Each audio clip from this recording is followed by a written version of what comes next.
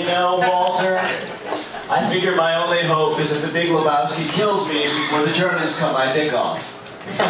Now, dude, that's ridiculous. Nobody's gonna cut your dick off. Thank you, Walter.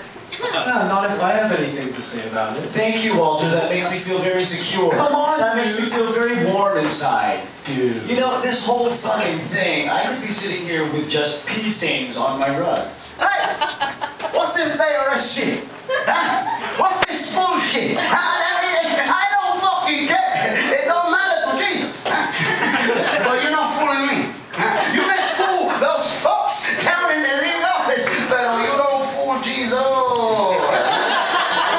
This is Bush League psycho stuff. Lock over, man. I would have fucked you in the ass on Saturday. I'll have to fuck you in the ass on Wednesday instead. We got a date on Wednesday, baby. Jesus. That's right. Nobody fuck with the Jesus.